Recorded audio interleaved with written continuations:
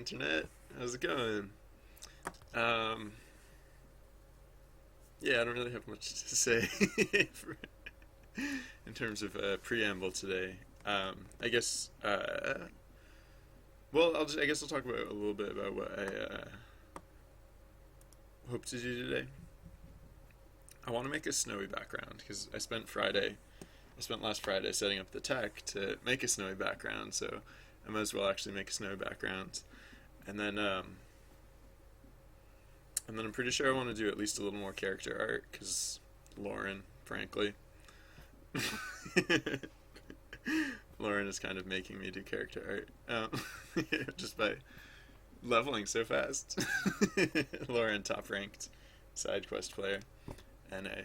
No, the whole world. Um, so,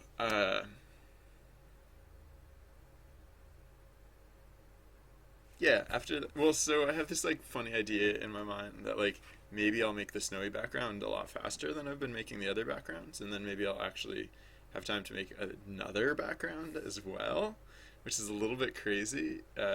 For as you'd know if you've seen me make a background before, it takes me so long to make them. So the idea of doing like two in one day and accomplishing other things, ridiculous. So let's try and do that. Here, I'll run the scripts. I'm guessing it's going to take people a little while to show up, but why not have the script running? Oh, it's in turbo mode. Maybe I should probably put the numbers back to normal. Hold on, I'm gonna kill that. Oh hey, say kangaroo, vicious kangaroo. How's it going? Welcome. uh, yeah, I will switch over to screen cam. Actually, I guess I could switch over to screen cam now. I mean, I technically have something game related on screen. So right, I was just gonna before I run the script and move on to making art, I was just gonna make the script less crazy because we were. Oh, actually, the script is really crazy right now because I have like not only did I mess up the values, I put in a cheat to. All right, so let's set the anim cooldown back to a normal number. Let's set the BG duration back to a normal number. And what was the other thing? Oh yeah, so we have our two cheats that we don't need right now. So, oh, well, I guess the cheats operate slightly differently because for one cheat, I want to, oh, what do I want to do? I guess I'll just like name it something weird so that it never comes up. Because if the BG cheat fails, like if there's no valid entry, it just doesn't really do anything. So that's good, I guess. Alright. Save that. And I did just run the script. I don't know if the names are going to get messed up or what. I'll wait a minute before I rerun the script just because since there are so few people here, it'd be hard to tell if the script actually was picking up names correctly or not. So yeah, I guess I'll just start setting up files for oh no, we already have some files set up for snow. So let's open those. And then just like basically delete all of them. Oh yeah, that was the other thing. The snow transitions. Right now I have it spec'd out as though there'll be separate transitions for each or like separate snow slides for each transition. And I don't know if I want that to be the case. I mean, I guess so. Communiac, hey, welcome. Glad to hear it. um, um, Wait, are you really not in school? Or are you like, wink wink, not in school? uh, Alright, so yeah, for now I guess I will just use I will just have separate transition slides because I know I want to have that flexibility, and for now it doesn't. I don't really care. Oh. Hmm. Well, okay, so I don't know how. Well, gotcha. Um, um, yeah, so my crazy unrealistic plan of actually making two backgrounds today, possibly, maybe. Hypothetically, if I were to do that, then I would want to. Well, actually, let's. First thing, I'll open up the. Wait, where is it? The transition sheet. Because. All right, so. um, this is well. This stream will be just extra educational today, and that. And there you go. So yeah, so snow I haven't actually added in yet, but let's pretend we can assume that I actually will add in snow. Let's pretend. And so then yeah, so then the next background I was thinking of adding, if I added another background, it would be like it'd be this question mark question mark question mark one, and I'm pretty sure it would break off from the forest. Uh, huh. Well, my options are that it would break off from the forest or from the river and go into snow. Actually, it could break off from snow, but I don't think I want that to be the case. Yeah. All right. So, my options are that it would either break off from the forest or the river, because the mountain and the cave they already fork. Like the mountain can go to snow. Well, once it makes snow, or to the cave. The cave can go to river or the forest. So I don't want to fork either of those two because they already are forked. So hey, Elia, welcome. Um, yeah, totally stuff. Oh wait, we got a follower. Tea Time Frank. Sorry, I almost missed that. Despite the fact that a loud audio effect played. Welcome. Thank you for following. I appreciate your viewership and your support. Thank you. Um, uh, all right.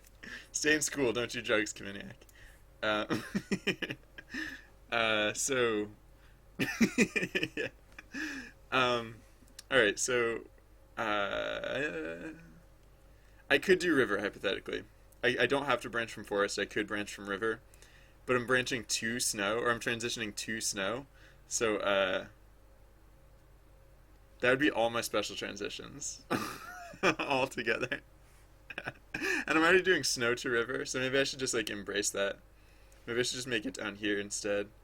And so I kind of like either of those approaches because in this, if we go from river to snow, then that kind of makes like a separate path, right? So like now when you like go around the when you're like traversing the environments, like let's say you start at forest, you can go from mountain, and then from mountain you can either go to cave or to snow. If you go to cave, you're gonna go either to forest or river and then to forest. So if you go to cave, you're gonna end up back at forest. But if you go to snow, then you could go to river, or you will go to river because it's the only transition we have.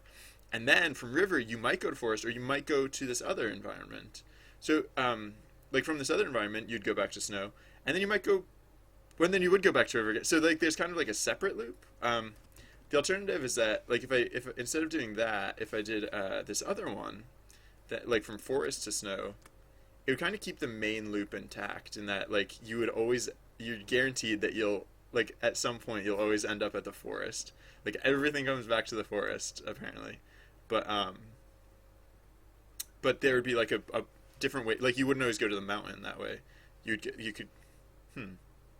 So maybe I do like the separate loop better.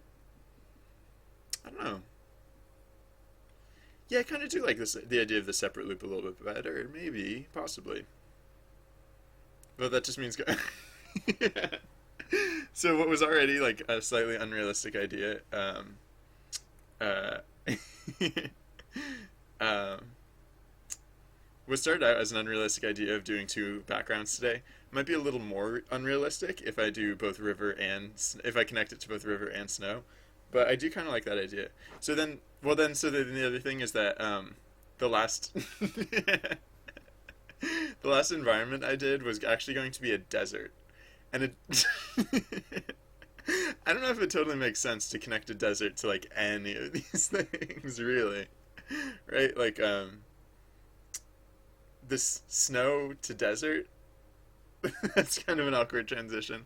Like forest to desert again. Like forests and snow are kind of the opposite because like snow implies cold and forest implies verdant. Um, so it might be a weird transition. River again. River. You don't see as many rivers in the desert as as you might in other places. So I might I might just not do that. I might just not even not even do that.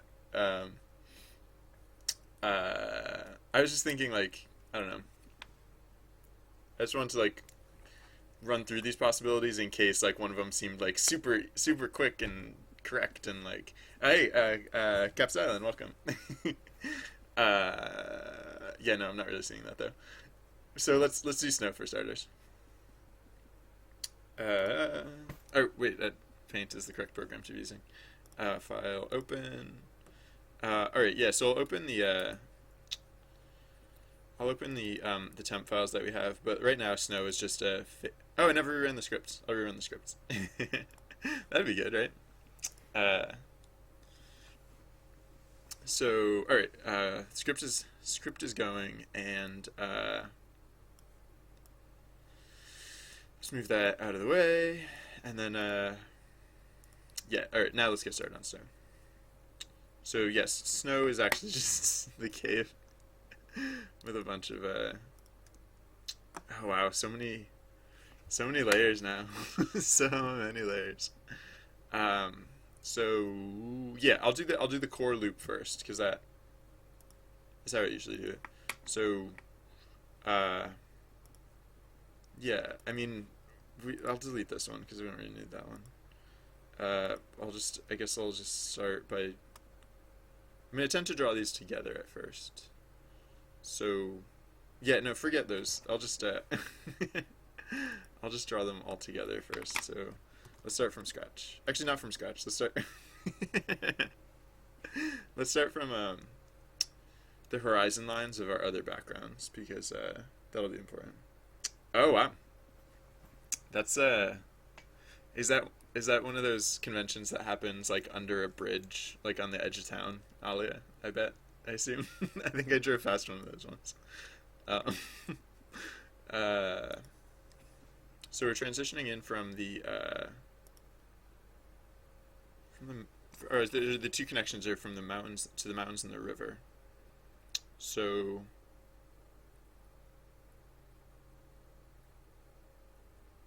I actually don't know how those horizon lines will line up. I think they might. I think the mountains and the river.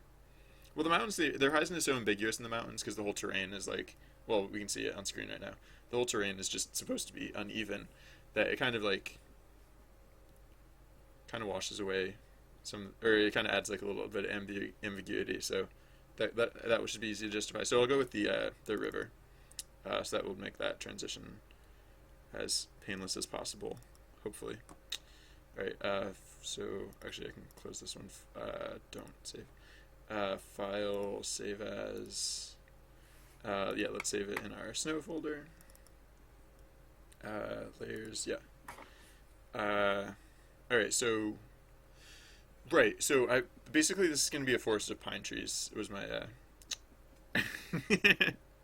Alia is really fascinated with Hobo Team, or just no, excuse me, just hobos in general. I try and humor her or him or her. I honestly have no clue what hobo. I don't know what anything hobo related is actually about. So if you hear me say that, it's because I found it's just easier to go with it. It's just like don't ask questions. Just like yeah, oh sure, Al, yeah, totally. um, uh, all right, right. So pine trees. Did I say that already? I think I said pine trees already. So for starters, let's just arbitrarily like start plugging in layers and actually I'll just put it on top. I'll draw over everything except the little adventure guys and I guess the brush layer. So pine trees, I guess. Pine trees. I So the other forest was a little bit. The previous forest was a little bit thin. Like the trees were fairly spread out actually. I think I'm going to make this folder. Blah, blah, blah. I think I'm going to make this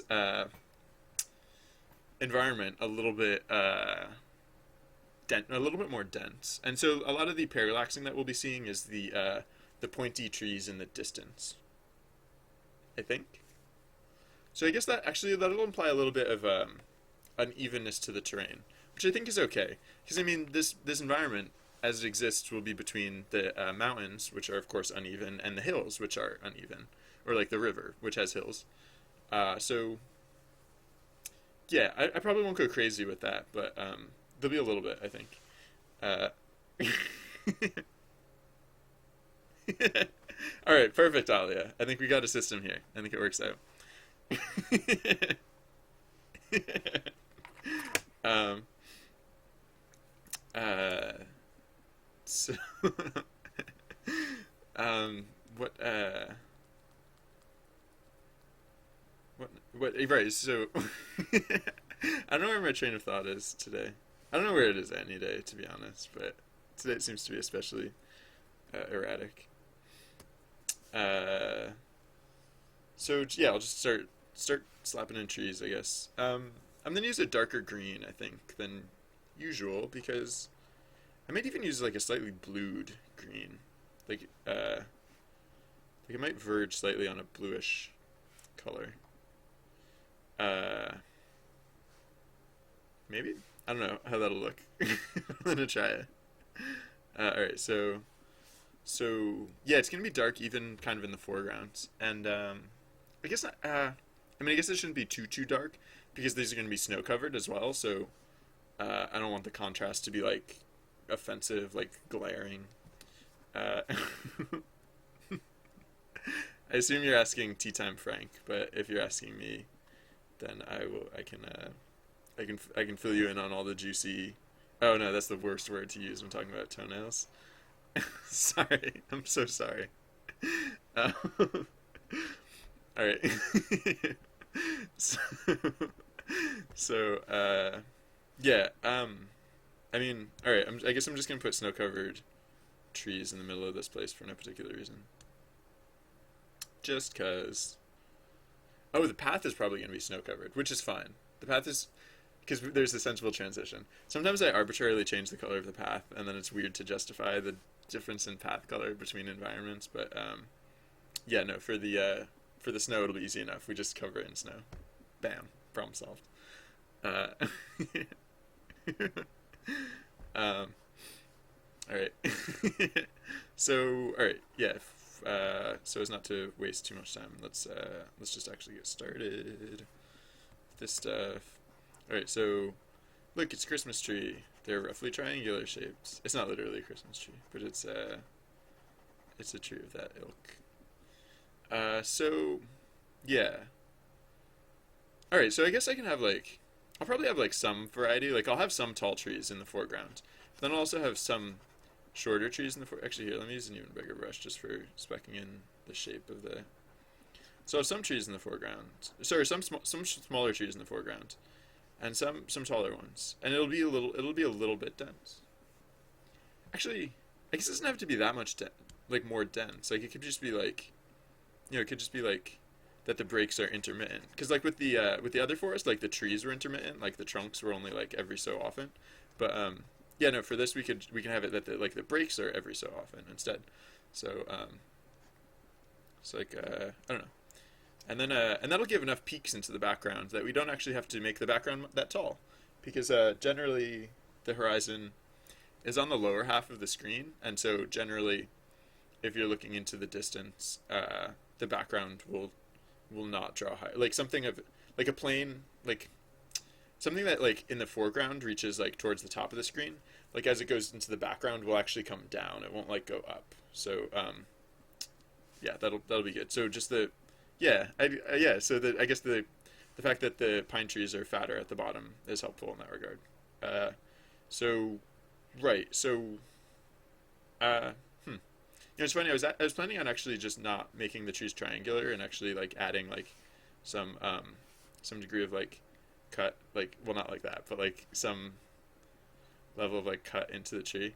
But I might actually leave them triangular because I do tend to err on the side of like too much detail, and I think maybe I can like uh, possibly avoid that by by just starting with less of that. So let's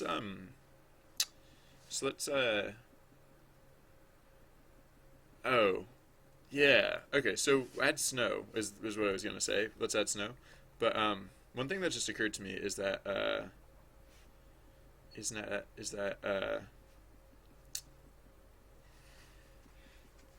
like if we look down at the bottom of the screen there, the mountains are like up against like a mostly white-ish background, and excuse me. So I think probably for the snow background, I'm probably gonna do yeah no I'm gonna do something like oh yeah, I don't know. Wait, hold on. I want to do something kind of like what I've done in the mountains, where there are like those clouds in the background. The clouds are just there to add contrast, so that if, for example, like we ever saw the mountains against, hold on, let me. If we ever saw the mountains against like a orangey backdrop, there would still be some like definition to them. Um, so I'm probably gonna do something similar because a white hey event time. If the background is white on top, it'll look weird on a lot of different backgrounds. So yeah, it'll probably be like I don't know, like a bluish grayish it'll be the clouds essentially that are dropping the snow, but just off in the distance, I guess. That makes sense. So the other thing that like the reason I was like, oh, um, I still don't know where the snow is coming from. Like right now, it's literally just coming from the top of the image, and I don't know if that necessarily makes sense. So, like it will just look like the snow is like falling from nowhere. I don't know if that'll break like the illusion. So if I put the cloud line up to up higher though, then that could be good. Uh, Although I'll probably also want to specify a new value for the. I talked about this before. I'll probably want to instead of like right now the snow. I don't have it running. Oh, if we go to the crazy cave, then we'll see the snow. I forgot about the crazy cave. Um, there's a oh, what's up? Oh. Sorry, I had tuned out of chat for a little while. Oh, that's impolite. Uh,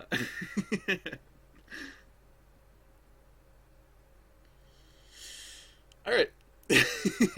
Glad to hear it, Alia. I'm glad chat is going so well. Uh, good job, Osama, as well. All right, so the snow treatment that I keep referring to. Let's see how it would actually look. So for this, I guess the snow is where I'd add the detail, because like okay, so like the tops of the trees are pretty snowed. They're pretty well snowed, right? But then, well, that looks like mountains. All right, so I'll have to make it not look like mountains somehow. And I think the way to do that is to make the snow, yeah, like well, no, it still looks like green mountains a little bit. But I was thinking of using the snow to break up the. No. All right. Well, this is clearly going to be more difficult than I expected. How do I want to do this? Oh, okay. It's getting a little more tree-like, I think. Yeah. So I was thinking like lateral, sort of striping. Am I not at full opacity? No. Why is it drawing weird? Like when I don't know what's up with that. It's like when I draw the second time, it's even lighter than when I drew the first time. I need a better paint program. Honestly, I think that's what it comes down to. All right, so let's hold on. Let me go. Let me figure out what this treatment is actually supposed to look like. So I guess like yeah, I can't make the peaks like. Hey, we got a new follower. So much with Thomas. Welcome. Thank you for following. I appreciate your viewership and your support. Um, I think I was a little too hasty when I was drawing these the snow onto these trees earlier. I think to really sell that these are trees and not green mountains, I have to it needs to be not quite so statically colored. Yeah, I think this sort of texture. Oh, the T word. Usually, if I'm saying texture in regards to a background, I'm making a terrible mistake. But hopefully, in this case, like it is actually correct to be doing this. Hopefully. I think I might go kind of like that for like how the snow-covered trees will look. Oh, and then of course shading. Oh, is shading gonna be a little bit weird? Because like I usually do not super detailed shading, but like I guess like shading here would be. Oh, actually, I want to use a bluer color. Just shade the snow. Just because weird for no particular reason. I don't know. Whatever. That's my rationale. All right, not quite that light. A little dimmer, but I like how blue it is. Yeah. All right, so something like that for the shading on the snow. Oh yeah, so I guess this will be a little bit finicky. How I have to. Well, no, that wasn't too bad. And should I shade the tree as well? It might be sufficient to just shade the snow. Just like maybe I won't leave such a skirt at the bottom that's unsnowed. It'll just be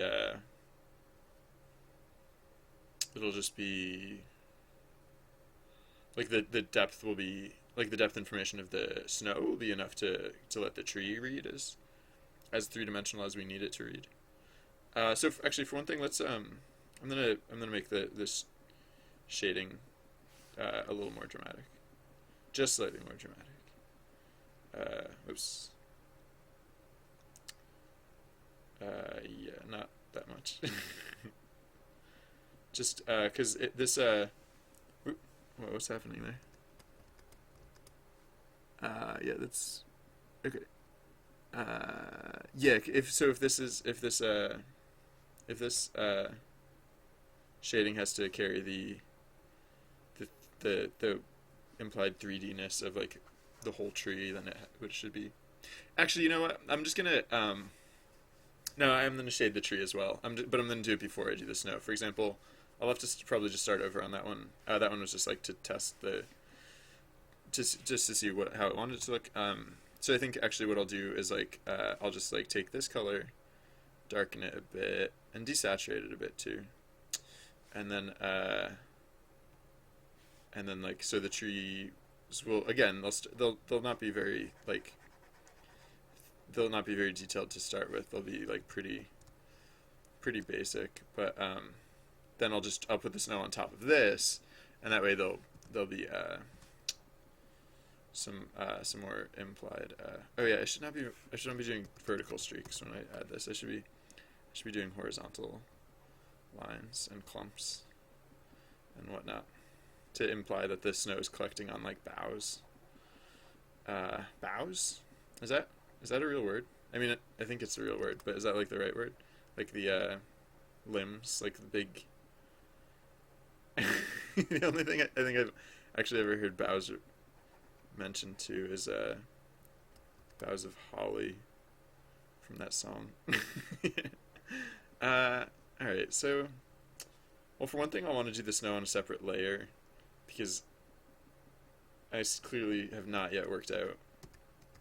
Oh, this is probably me getting too detailed. So actually, my instincts before were probably okay. And that I can probably just like go big at first, and then the snow gets a little more separated down at the bottom, and then I can go in and separate the snow more at the top. I think a little bit. I think that is the right way to go about it. I mean, that's like the quick version of the treatment. I mean, I'll actually do it a little more tidy, but I think that's the way to go. All right, so yeah, I can probably now that I've got that. Trust me, I do have this figured out, quote unquote. I think I'll go through and start setting that up, and I'll probably start over. Well, no, the colors are fine, I guess. So hold on, let me just back up to where I started doing the quote unquote treatment on this tree, because I think the first thing I want to do is finish actually like setting up the geometry here. Actually, I don't need to undo that necessarily. I can leave that as a reminder of what sloppy trees look like. Alright, so switch back to brush size 10. And now, alright, I'm just going to put in, this is, the trees will, someday the river will go away. These trees are not actually like floating on the river, just in case anyone's concerned about that. So, alright, so I guess we can do some smaller trees too. because why not? And then, but yeah, like I was saying, like I do want the this area to be mostly filled in terms of like tree coverage. Uh, so we can have more big trees because big trees are cool. We could have like a big puffy one. They don't have to all be like the exact same triangle shape. Like some of them can be a little bit, you know, fuller or a little bit less full. So actually, let me trim that down slightly. Yeah. Alright, so you can have like a big puffy tree. Ho ho ho. Sorry. I'm not specifically trying to make this this background holiday themed, but just because of it's still January, and I'm drawing snow, and it's literally, oh well, it stopped snowing right now, but it was snowing outside my apartment window earlier today. I think I'm just in that spirit. So I'll apologize in advance for all the holiday references. All right, so doop a doop doop a doop doop. Sorry, now in the back of my mind, I'm thinking about that tech to make the height of the. Oh, yeah. Actually, that's an interesting thought. I'm glad I kind of thought of that now because if I'm using that tech to make the snow fall from not the top of the not the very top, but like from a little below that, I actually shouldn't put the tree line quite as high as I'm putting it. I should enforce like a slightly lower height because the topmost height of the frame will be reserved for these clouds actually, and then the snow will emanate from the clouds and hopefully look less weird than it would emanating from the very top of the frame. So yeah, I think this is actually going to be the tallest that we actually want trees to be. So that's roughly 4 of those little blocks in the background, I guess.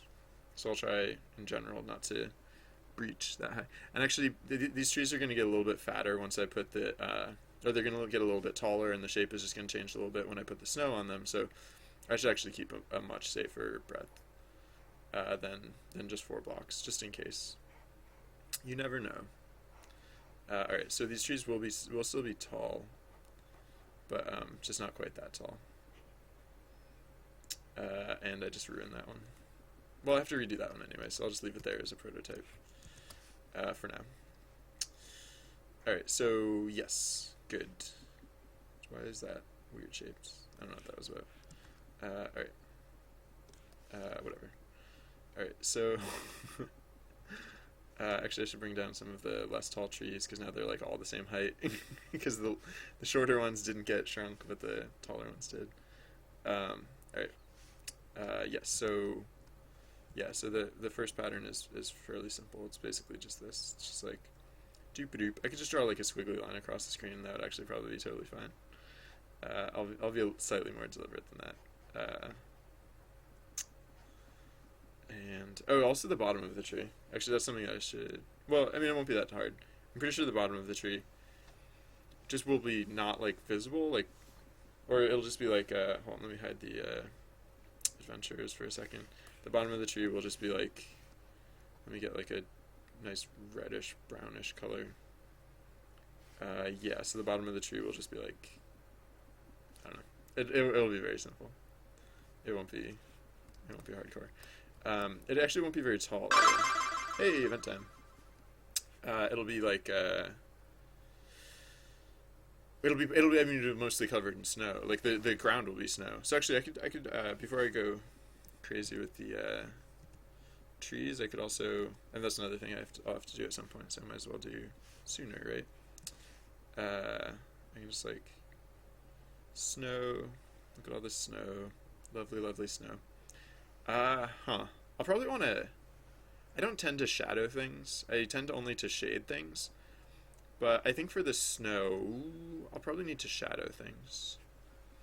Or actually, no, you know what? I should not even consider this the ground plane. I should consider the ground plane to be shaded, and then I'll highlight the snow.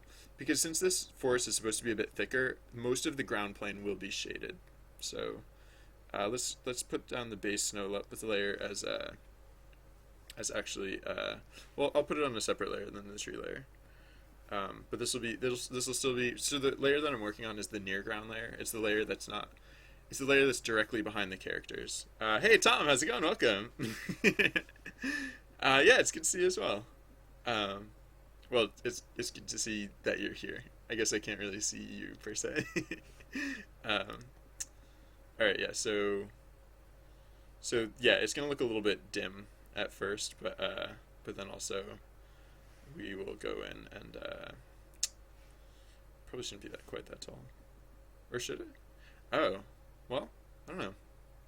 I'll just figure out how this perspective works in this layer. I think it'll become more clear exactly what I want to do with the perspective of the foreground ground layer once I start putting in the next ground layer. It'll probably be like the forest.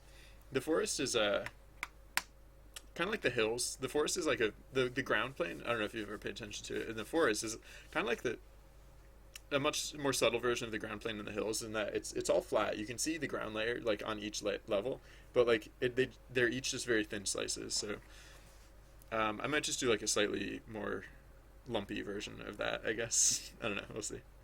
I'm on the other layer, right? Okay, good. Oh, of course. When I show and hide a layer to check that I'm on the correct layer, it, it shifts me to another layer, which is the least helpful thing you could do in that search. Whatever. Alright, so yeah, again, let's continue this on over, and then just for starters, I'm just going to spill this here. And oops, not that far. And then yeah, so okay, so I'm gonna step away from the trees actually for a second, because the other thing I want to do is just demonstrate that, like, so what I want to do here is like, okay, so that's the ground plane of the snow is going to be mostly shaded. And I'll probably have like a separate layer just to do like because like we also have, this is also the layer not just to start defining the environment, but also this is the layer that the of the path that the player walks on. So on the separate layer here, I'm going to go in with the with our light white snow color. This might actually be too white. We might want to use a slightly less white color, so I'm going to actually take it down a little bit. And as weird as it sounds, I'm going to make this snow slightly warmer in tone, just to see how that works. I don't know if I'm actually going to keep it like that. Just like very subtly warmer. And I'm just doing that for contrast, because the clouds are going to be like bluish gray and the trees are going to be green. So I don't know. Wish me luck. Yeah, so the snow might be like this a little bit. No, does that look weird? I don't know. We'll see. So like, anyways, yeah. So like, not only is the ground plane like, well, yeah, not only is it that shaded snow color cover that's under the trees, but it's also like there'll be like little mounds of snow in front of that, and then also that. Well, okay, we don't need this grass here.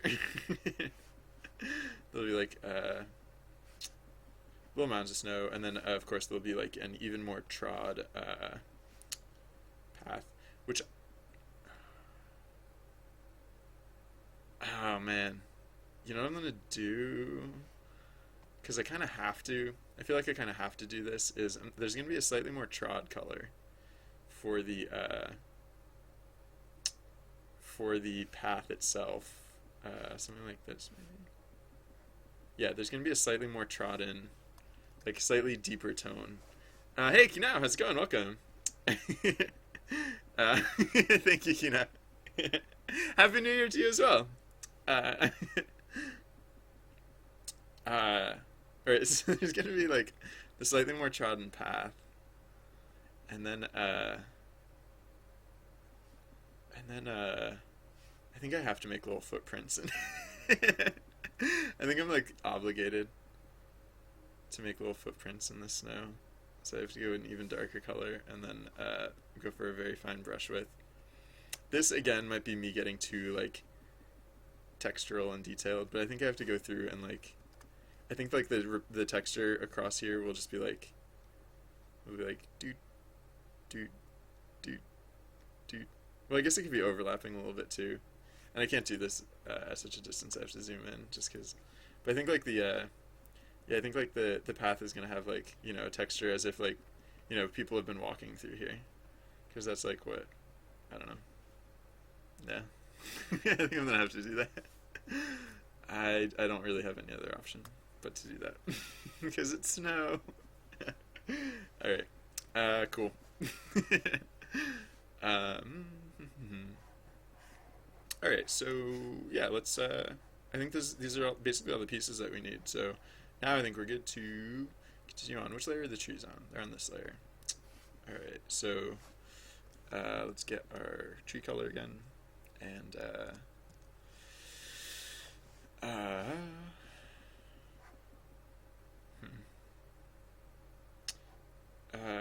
right. Anyways, let's continue on. So those are getting a little bit even, so I should probably get a little more erratic. I'll put a gap, and then oops, thicker brush. I'll put a gap, and then we'll continue on our tree building adventure. I actually don't know where the bottoms of these trees are supposed to go. I'll figure that. Actually, you know what? Maybe we won't see the bottoms of trees like that. Yeah, we probably won't. They'll probably just be covered with like mounds of snow, and like because we're actually looking down at a slightly downward angle, so the base of the trees would like fan out, and I mean you might catch a glimpse of it here or there, but like generally you wouldn't actually be able to see the trunk of the trees. I could, you know what? I should use reference images because those sometimes are helpful. So snowy forest. How about? Huh. So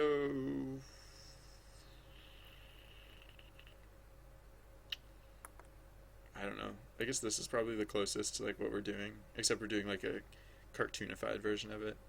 So so yeah, the snow is more dramatic and clumpy in our version, but like it's roughly, this is roughly what those like boughs. That's roughly what like that's like trying to depict a little bit. And then yeah, you can't really see the trunks of the trees here. So yeah, the trees just kind of like blend to the snow because there's that much snow, so much snow. All right. So trees.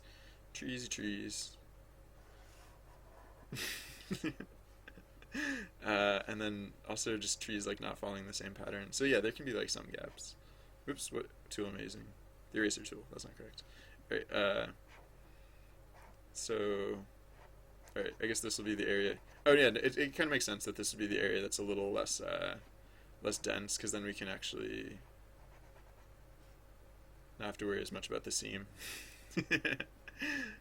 So yeah, this is like the one area where there's actually a bit of spacing, and I'll actually like I'll put like a tiny tree. Oh, it's so tiny and cute. And that'll be the edge there, and then yeah, that'll just like run up to the other edge. All right, so because that part is a little more spread out, we should also have an area that's a little more dense. So yeah, we don't really need our prototype anymore. I'll move this whole prototype section over to another layer. So I can have it there for reference if I need it, I suppose. New layer. You can go here.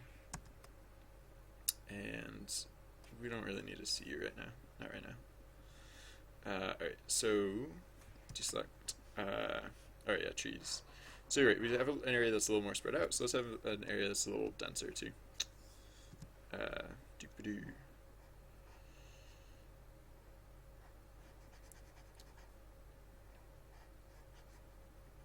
That's about as tall as I'm supposed to go. Shouldn't go taller than that. But like in an area that's denser, there's going to be naturally some taller ones and some shorter ones. Some wider ones and some pointier ones.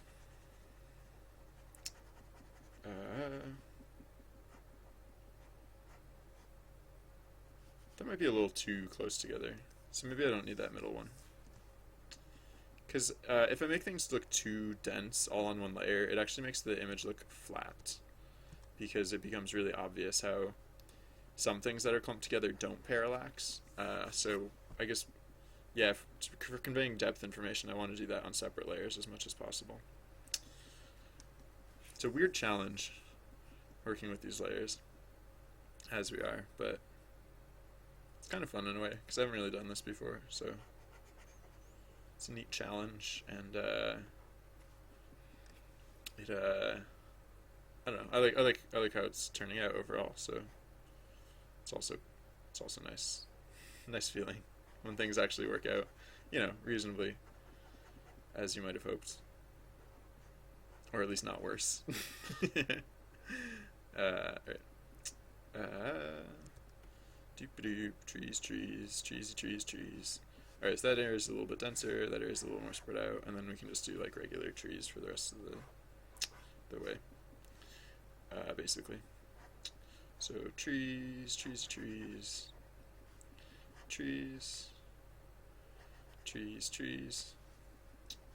Oh, it'll probably be easier to do the sections that are clumped together. Actually, I don't know. It'll either be really easy to do the sections that are all clumped together because like the snow texture is more plain at the top, or it'll be even harder because I'll have to find a way to get the trees to like look individual and not like a weird giant like green snow blob monster. That'll be a fun challenge for us. Oh, DN Crush, hey. Yeah, we're making trees. Making snowy trees. Oh, and it's event time. Uh, yeah, thanks for popping in. Yeah, this first layer is just to get the tree line, the near tree line set up. Actually, before I even finish this, really, I should start setting up the farther tree lines just to see what that'll look like. Oh, and also the back layer. Oh, that would probably be helpful. It'd probably be helpful to do the back layer too, because I'll put this here, I guess, right? Because that's the. Oh no, that's the background. So I'll put it here. All right. Yeah, I should do the back layer because well, so for one thing. Oh, I made the. Oh yeah. I made the lighter. Oh right. So I was like, why did I expected the warmth on the snow to look a little weird, but why does it look so weird? And I just remembered it's because I made the shadows of the snow slightly cool. So yeah, no, for the storm clouds or for the clouds themselves, I guess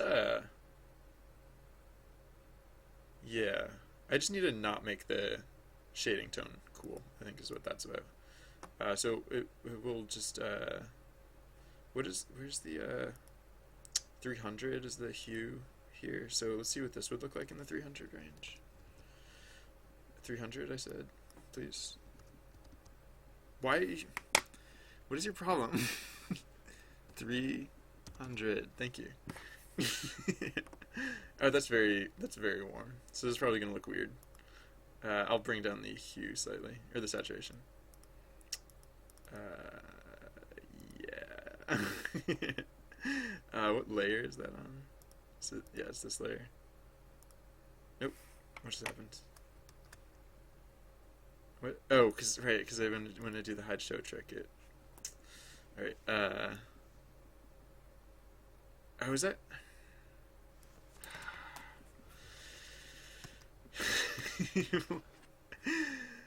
Oh man, for some reason in this program, oh, that doesn't look like snow anymore. So I won't add any. Yeah, all right. I just the snow will have 0 hue, and the sky will be slightly bluish. Yeah, I think that's better because we think of snow as being pristine. Well, now it looks green-ish because it just looked reddish. But all right, so I guess now I probably do need the slightest bit of hue, or the slightest bit of saturation. And what was it? It used to be 211, and that looks actually okay. So let's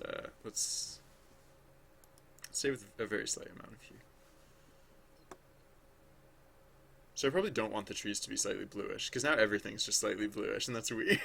So I probably want to go the other direction with the trees and make them contrasted in a different way. Yeah, I guess. This used to be 11, which might be too much. I probably don't need that much. So like, I don't know, 8, sure, I don't care. Fine. And then, right. So, and then also, wait, am I, oh, yeah, it's this program. It makes me use the same sampling value for both the picker and the spill paint, so the spill tool, and that's exactly not what I want to do. Why? Why do you make me do that? Wait, what? Oh, whoops, I didn't shift the color. 211.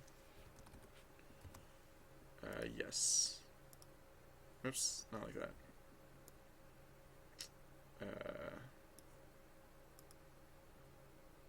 Alright, whatever. I'll redo that portion anyways. Yeah, right. So then I said I was going to change the color of the trees. Those are all on one layer right now, so right, they're all on this layer. Yes. So let's actually, it'd be helpful if the I'm probably going to desaturate the snow again. No, can I? No, because, yeah, no, I guess the clouds and the snow probably have to just keep a similar hue, otherwise one of them will look warm against the other. So it'd be helpful if I could completely desaturate the snow, because then I could shift the hue of the trees without having to worry about the snow changing too. Oh, but they'll be on separate layers, so that's actually fine. Yeah, so the trees are actually going to be a bit less cold. They're going to be a bit greener. Actually, let's see what... I mean, I guess I can just go darker, too. Because the other thing is, like... Well, no, we have a slightly washed out palette, so we don't have to go that dark. But the other thing is, like... the thing I was noticing in the pictures is that you don't even really see green on the trees. Like, these trees... Well, these trees are in sunset, so they're not going to look green. But, like, the trees, like... Yeah, that just looks like black and white, basically.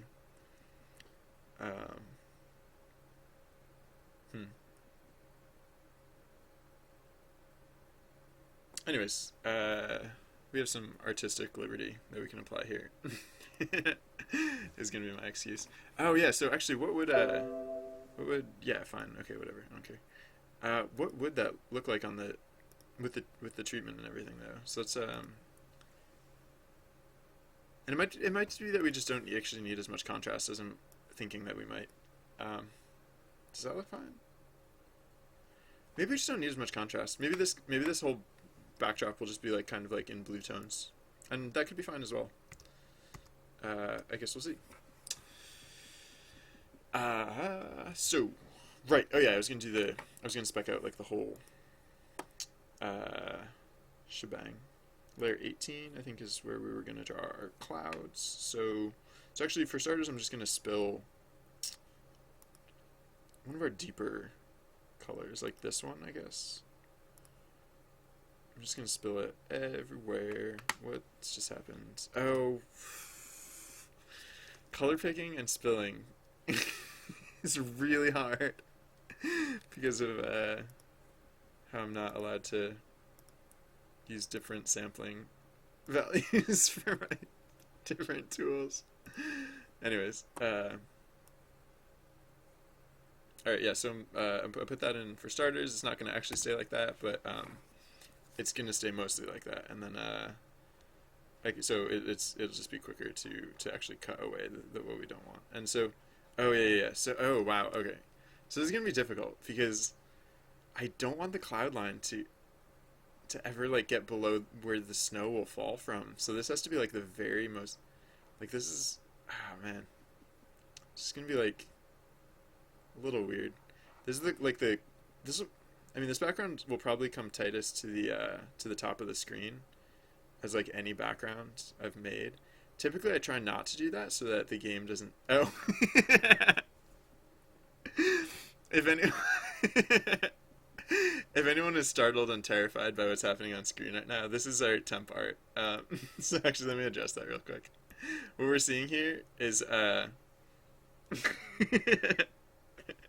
this was when I was testing that snow would actually work.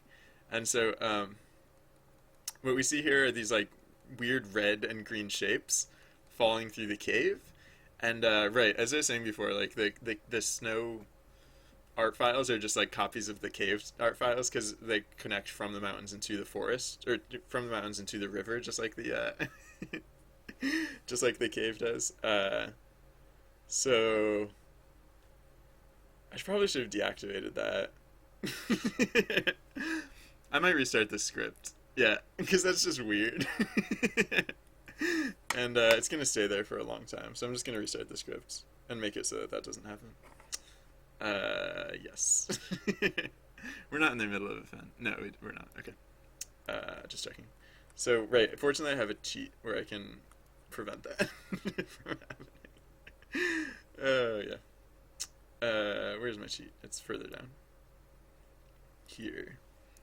So we just set the cheat to oh wait, so snow cave. We just go to the cave because that way when we transition out of the mountain, we'll just always go to the cave, and we won't have to see that horrifying temp art.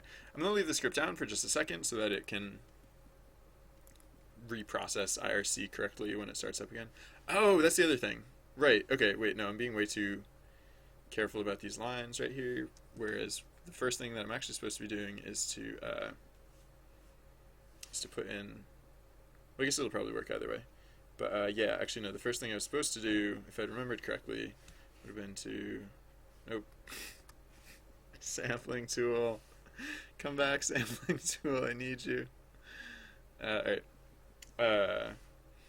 Yeah, big puffy clouds. Oh yeah. Right. Okay. So big puffy clouds. No, they have to be a little bit darker, which I think should be fine. Wait, hold on. Let's look at snow pictures again. Yeah. How does the sky is actually really bright here. So yeah, the sky is actually brighter. So maybe the sky will be the brighter tone, and the snow, like the fallen snow, will be slightly deeper tone.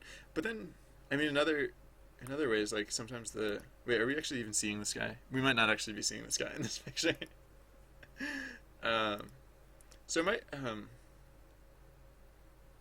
probably won't have a great deal of contrast, which might be okay, because it's gonna be snow falling, so it's gonna be a little bit. Yeah, so this background is going to be a little bit indistinct because like there's going to be a lot of things that like there's going to be weird contrasts that don't contrast very well or very much, and then there's also going to be like snow literally falling through the scene. So yeah. Oh, perfect. So I just have to for the top layer, for the top layer of the snow here. Whoops, why I'm still not sampling the correct color. Why? Why do you hate me so much? What? Right. So we'll have this lighter color at the top of the cloud line, and this will be the point that the snow emanates from, and this will also be the color of the snow itself. So you won't actually see the snow emanating until it actually gets below this line, because magic. No, because that's just how our eyes perceive things. So actually, yeah, I should put this line across the screen first. And right, so the other thing is that we need to make sure that this line and the tree line are mutually exclusive. In that, like so I should be more deliberate. Nah, it doesn't have to be like literally perfect, but yeah, I mean, like this is roughly the height of the cloud layer, and then well, okay, so the one thing it can't look like is like this is just a giant mound of snow. So I'll definitely have to differentiate that somehow, and that might be differentiated more in like how I treat it than in the color palette itself, because as we were seeing, like I think the color palette is supposed to be a little bit similar. And then worst case scenario, it just looks like a giant mound of snow in the sky, which is weird, but whatever. Or it actually wouldn't even look like the sky at that point. It would look like it's just in the background for some reason. So we can probably render this. No, I don't know. I'll have to come back and revisit this and see what I can do to get it to look correct. But for now, it'll be basically like this. This is the gist of it.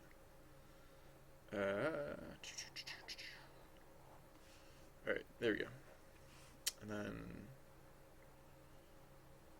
the rest of this, basically, I don't actually want to run against the top edge because it'll make like a really, it'll make like a really flat, weirdly flat looking line at the top. So I want it to be like slightly down from the top edge. Yeah. Alright, cool. And then, right, so that's really untidy. I mean, it's mostly fine enough, but sorry, it's just a little untidy here. So the tricky part is making sure that, to the best of my ability, I don't make well, actually, no. This lower cloud line is actually fine. This lower cloud line can come down. I just don't want it to come down because the further this lower cloud line comes down, the less noticeable the snow itself will be. So yeah. So yeah, I'll leave that as thin as I can, I guess, and it's fine for now, like I said. So right, so the other things that we need are now the middle tree layers and the back tree layers. Right, so like actually also on this layer, hypothetically, there are also trees. So I'll make a separate layer for it, but so like yeah, so if these are the trees in the front layer, then maybe you'll see like almost no green on the trees in the back layer, because like the further you get back, the more you just see the tops of them and the more snow covered they'll be. So I could take that to the extreme, and for the back layer, I don't even really need to draw trees. I could just draw I don't need to draw the green on the trees. I could even just have the back layer as like, you know, these are the trees. And I do tend to do like a slightly different treatment for the far back layer, because the far back layer is not just supposed to represent like an arbitrarily, you know, like a layer at the distance. It's supposed to represent like infinity, kind of, right? Because it's not just the, you know, it's not just the what we see back here. It's like it goes on forever. It's like there's no layer behind it, so it's literally like it kind of represents everything that's not in the nearer layers. So yeah, so I don't know. Oh yeah, the other thing I was talking about is like maybe adding some like some shape to the geography, so that like some parts are like higher or lower. So oops, actually that's fine. And then hold on, I have to change sampling mode, of course, because annoying paint program. I just changed the sampling mode to the layer, and you're still giving me this. You're still giving me this attitude. Really, really, really. Attitude. No, what on? Oh, okay, that part's covered up. I was like,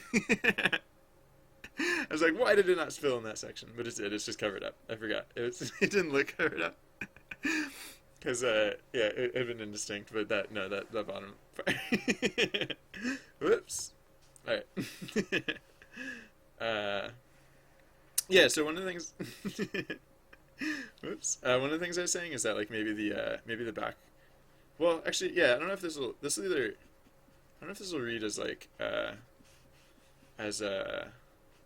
that the tree line is just getting taller, or that like there's actually like a hilly aspect to the back layer. But yeah, one of the things I was saying is that, oh yeah, well, so for one thing I could do is like not make trees so big. I'm just gonna hide this upper layer for a second. Yeah, because clearly it was hiding some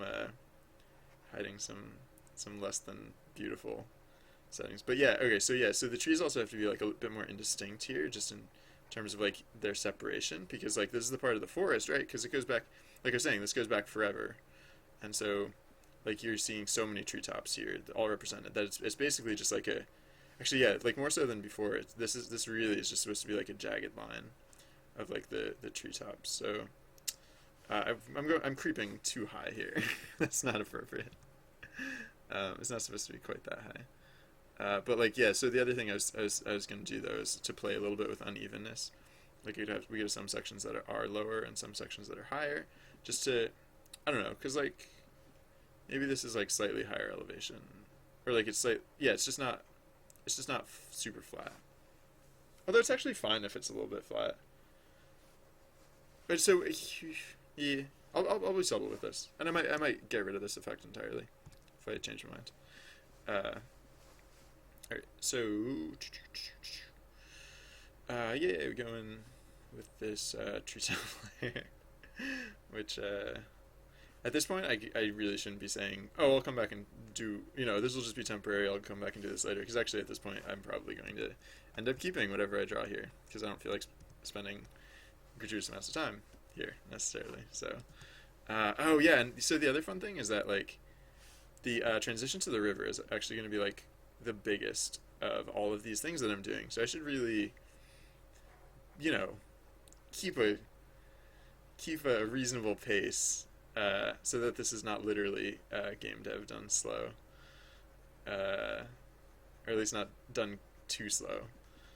So yeah, they'll just be. I should probably stay flatter with this. Honestly, I should probably stay flatter. We'll see. Enjoyer, hey, welcome. How's it going? So yeah, all right. This is this is. Oh man, I'm not going very fast because I have all that to do. All right, I just have to get faster because this is like the background layer. So this is going to be the least noticeable of all the layers. It's going to be covered in trees most of the time, and if the texture doesn't make exact sense, that's because, like I said before, it's infinity. Well, that's not acceptable. That's getting too sloppy. But yeah. Oops. I'm just like going back and forth between like multiple unacceptably sloppy options. Oh, I should be using a smaller brush, I think, because it just keeps coming out too round, which is, I think, in part a because of that. All right, so yeah, I'll just all right, so I'll just I'll just spill too, so I don't have to keep like filling in everything exactly. So all right, I wonder if this will look okay for a treatment, maybe, possibly. Let's try spilling it, see what that turns out. Sure, totally fine. Super good. The game. Oh yeah. Flippy Bits, hey, how's it going? Welcome. Thank you for following. I appreciate your viewership and your support. Yeah, right. I was gonna point to the game and say that it's the game that's currently running, but I forgot the game's not currently running. So let's run the game. Yeah, it's mostly like I guess like the closest comparison would be like a text adventure game. Although it's weird because for one thing, it's running right now. This is the game. This is literally the game itself. It's now playing down in the corner of that screen. So welcome, welcome to SideQuest. I call it SideQuest because it's like it's a very light experience. It's very it's not intensely detailed. Well, I mean, like I don't know. I do spend a little bit, as we've seen. I do spend a little bit of time on the art, but it's not supposed to be like so the comparison that I've been using is that it's basically like the graphics are supposed to be like kind of what you would expect in like a board game, sort of like slightly more detailed than a board game. It's basically like if you took like little Lego figures and like did like the very most simplest of stop motion sort of just well, you can kind of see like it's there's not intensely an intense amount of detail. I'm not an artist is the thing, or I'm not like a good artist. Everyone's an artist technically, but I'm not a good artist. And yeah, so as a result, I tend to do what I can, and it comes out like this. But yeah, so I'm keeping the graphics very simple, and most of the game plays out in text. Like that's where, yeah, like I mean the graphics are basically just a HUD. Like the entire graphics are just a HUD, and then the game itself plays out. Well, so when I start the script, one of the things that you see pop up on screen is actually this secret control panel, and this is where like I control the game basically. I haven't been controlling the game much. I've mostly been letting. There's also an automated system where the computer just plays the game automatically. And I've been letting that actually do the most of the heavy lifting, just because what layer were the trees? Yeah, just because Yeah, it hadn't occurred to me the extent to which like that sort of context switching would really break up what I'm otherwise doing. So yeah, no, for now I'm kind of just letting the computer do its thing. Although I haven't given up on the idea. I don't plan on like getting rid of the more yeah. So like the way the computer plays the game, it's more like a text adventure game where like you input commands and like it's all predefined, right? The special control panel lets me play it more like a tabletop role playing game where like we actually get to like make up the story as we go, and like we can have like an adventure, but it's not like a rigid, like fixed sort of set of rules. We can kind of like like we can make decisions, and then I as the game master can affect that into the game, I guess. Kind of. I don't know if that makes sense, but that's what I've been kind of thinking of. I think that okay. So, well, I'm thinking that I might have made this layer slightly too high, or at least I just never made it low enough to offset the fact that I made it high at this point. But I'll put it in the middle layer next, and we can figure that out. So for the middle layer, I will actually draw the green of the trees, although most of that green will get drawn over. So yeah, let's pick a deeper sampling tool. Let's pick a deeper green for the trees in the background. Oh, I got 2 new notifications. Oh, yeah, no. Right. uh, hey, Komega, by the way. So the goal of the game is to have fun, right? Isn't that the goal of most games? But if you're asking about like what happens as you play the game, you gain influence points and experience points. With experience points, you will with experience points you will your character like levels up. So like do we have any high level characters? I think Trusty Bard is pretty high level, right? Oh yeah, so Trusty Bard, so you'll notice some of the adventurers are wearing blue caps and some of them are wearing tan caps. When you start the game, you have like you have like you have the shirt on your back basically, and then as you play or as you gain experience, you get more gear. That's one thing I want to do before. Like I've been working on this game for a while, but I'm really supposed to be starting on a new game, and but one of the last things I want to do before I switch over to working on a new project is I want to add in a little bit more character art. Yeah, so you can see Trusty Bard. Trusty Bard is the is like the bot that runs the account. So like he's the one who's like actually processing like the game itself. So he's here a lot, so he tends to level up.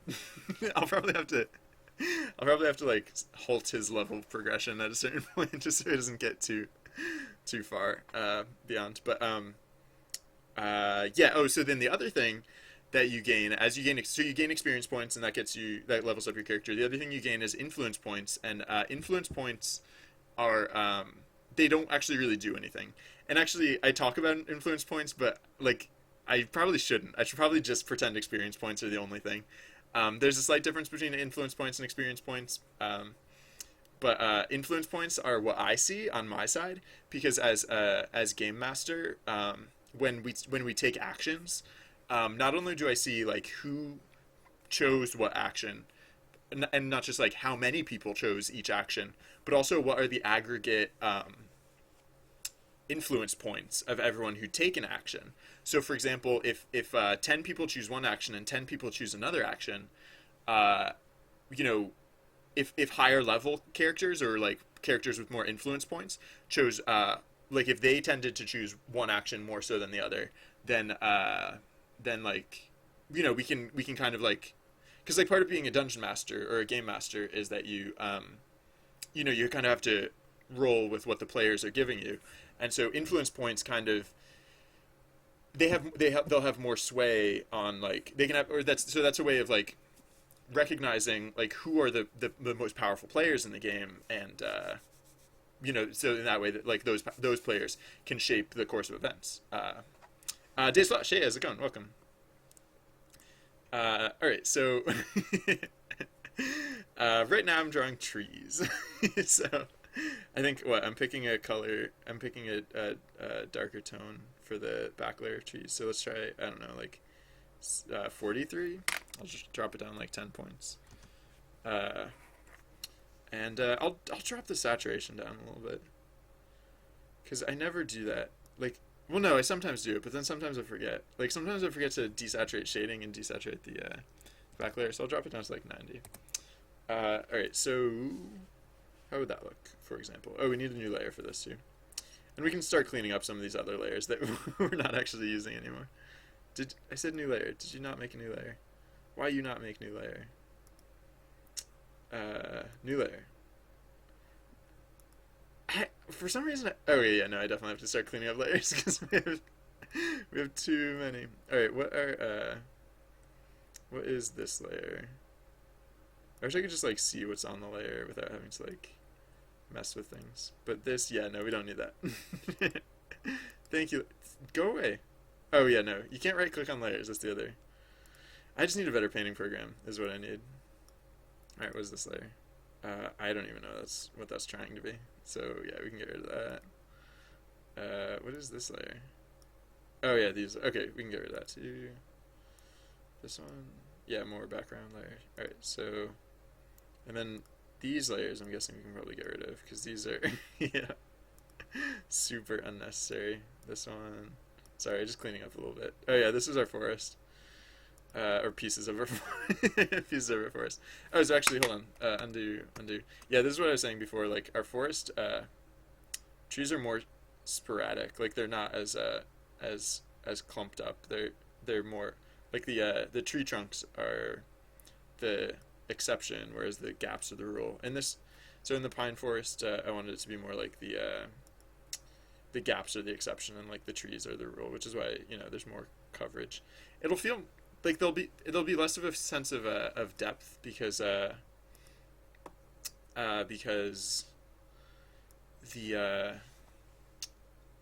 front layer will take up more screen space, but I'm thinking there will still be enough sense of depth. And also, like I said before, I mean this is a really snowy situation we've got going on here, so it makes sense if visibility is slightly reduced. What is this layer?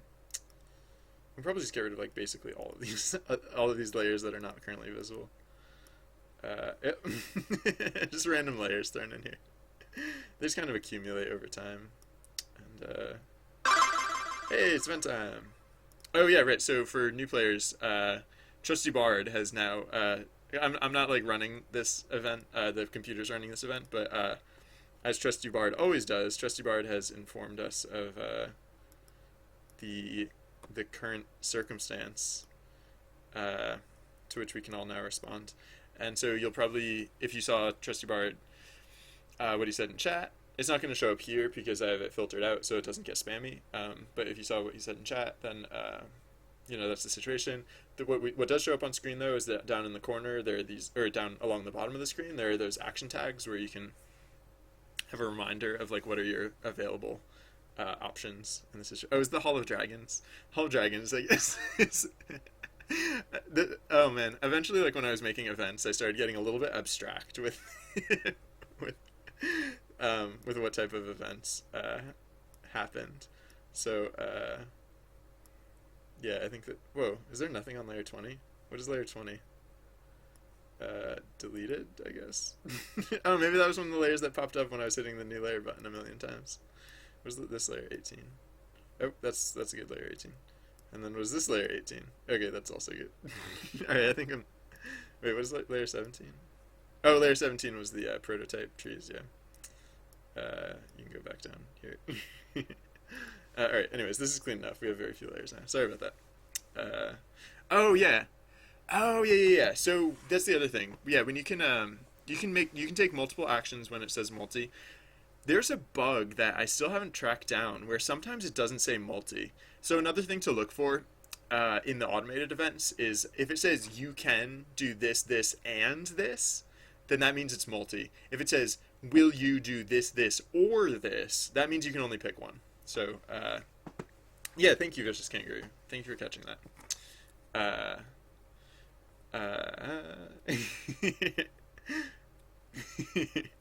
All right, so this is shaping up, I guess, kind of. Sure, why not? I'll just tell myself that.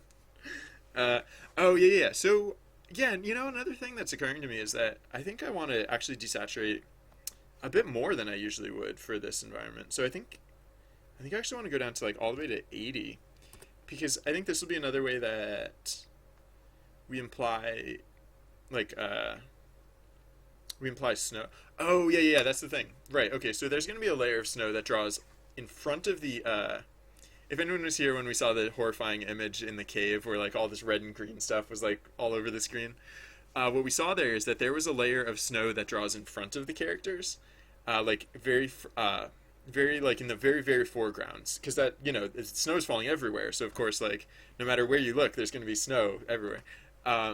There's also going to be a layer of snow flakes that fall behind behind the player character, and in front of this layer. So like for example, in the cave, it would be drawing behind the characters, but it would be drawing in front of the cave itself. Those are the only two layers of snow that actually draw. Like those are the only two layers wherein you can actually discern like individual snowflakes.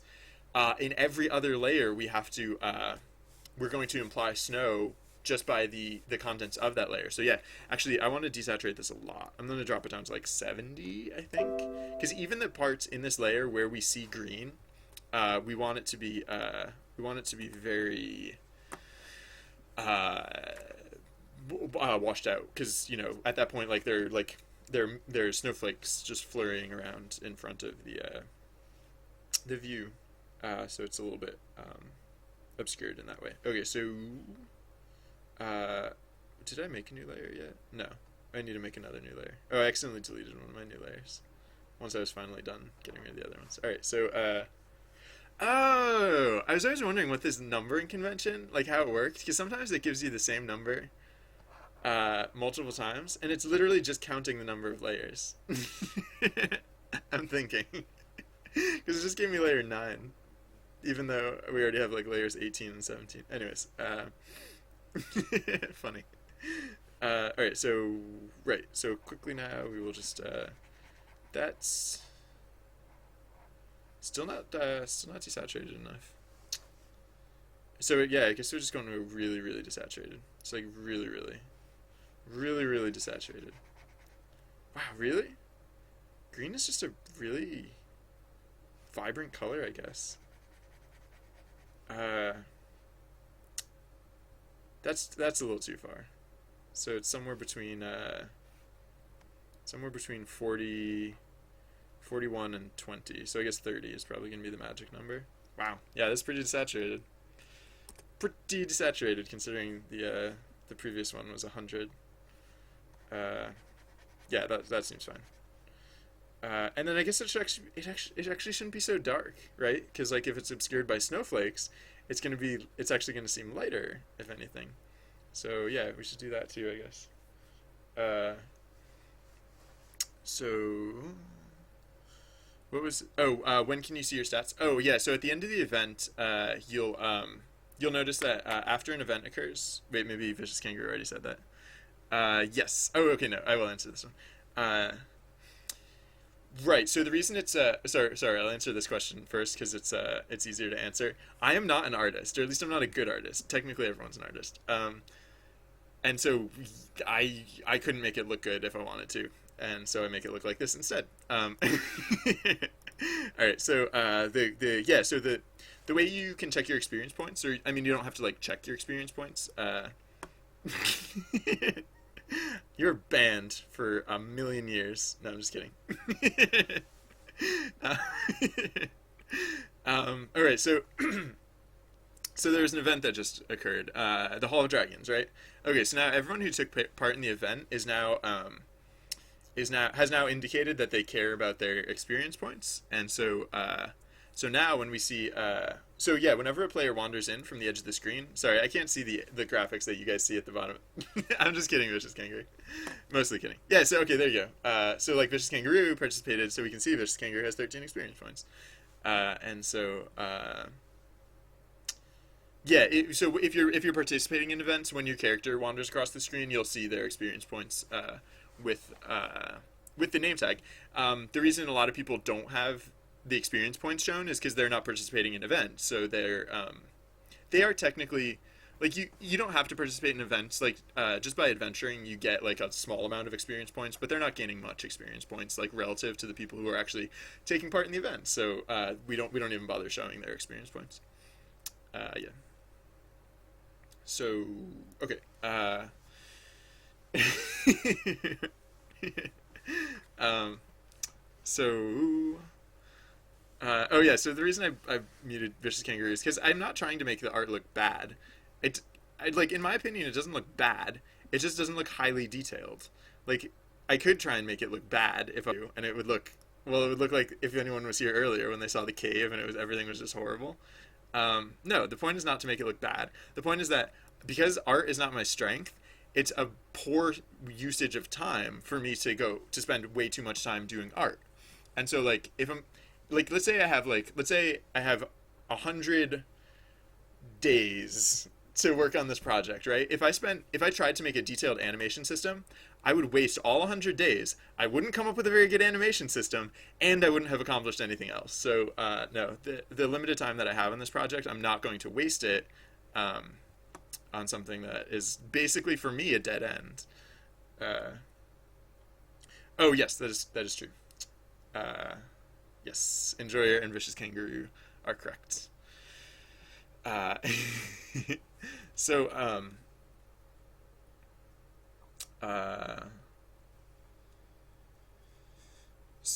right, okay.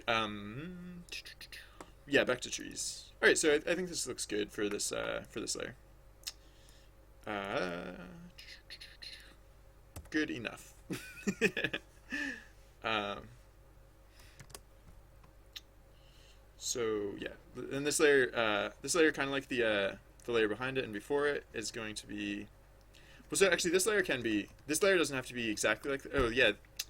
Oh right. It wasn't supposed to be as dark. That was the other thing I was gonna do. So it's actually, I'll probably make it actually lighter than the layer in front of it. No, not that light. I lied. All right, so uh, maybe just equally light then, because like the darker was way too dark and the lighter was way too light. So yeah, I don't know. That could be okay, I guess.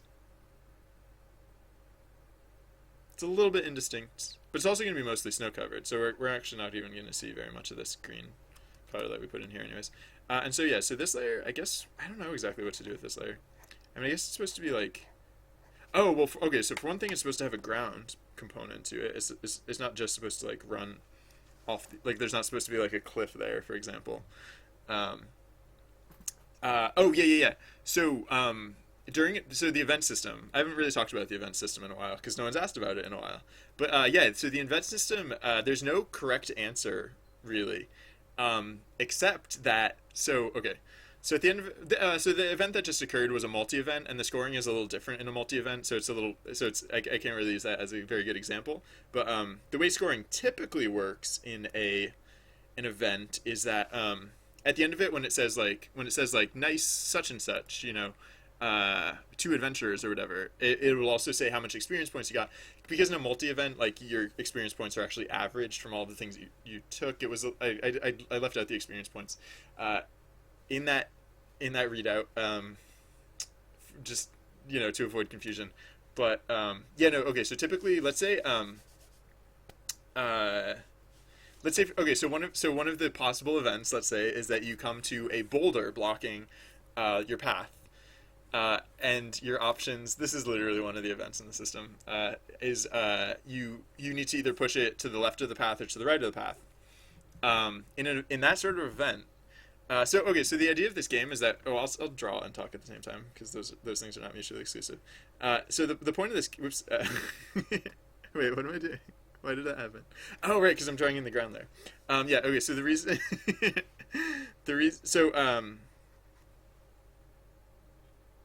wait, what?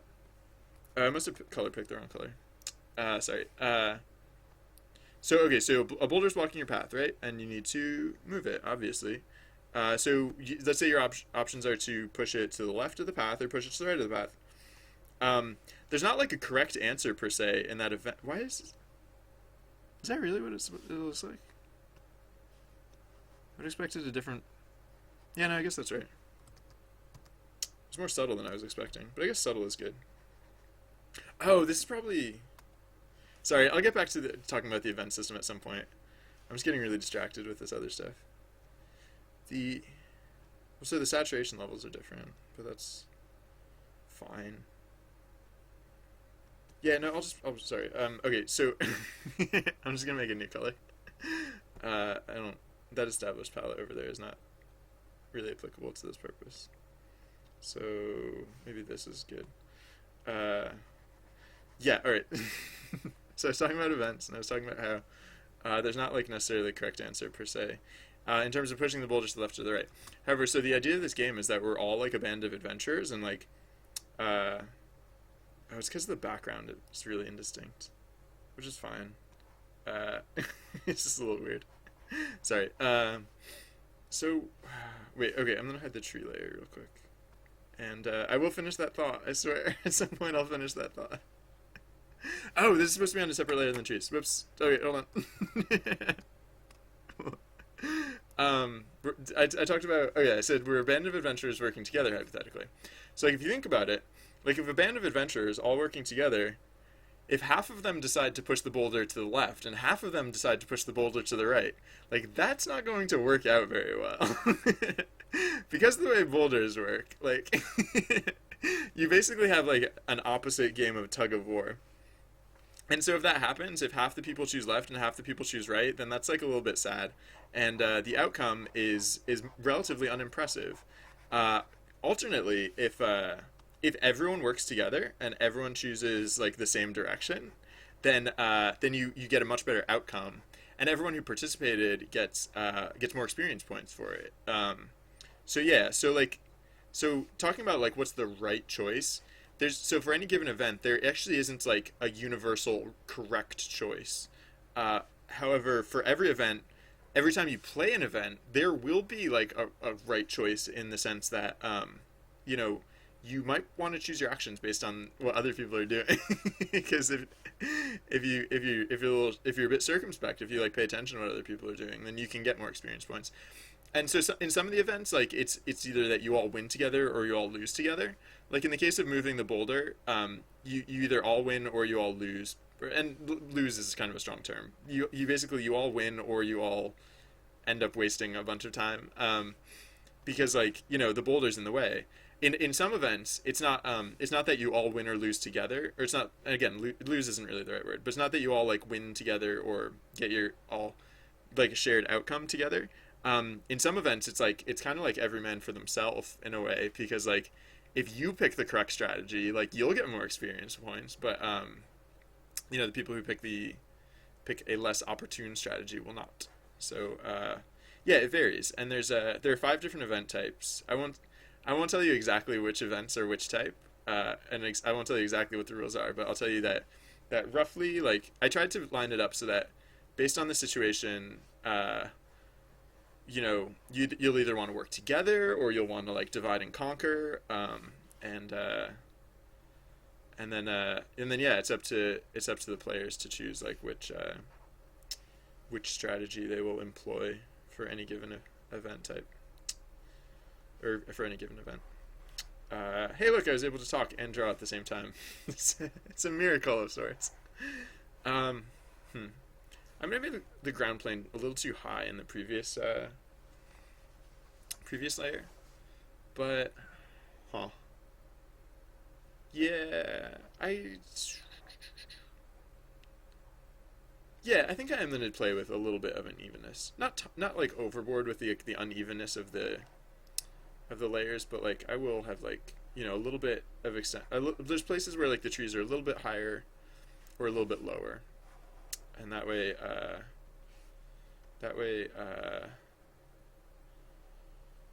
you know, it won't look like hills or mountains per se, but it'll look like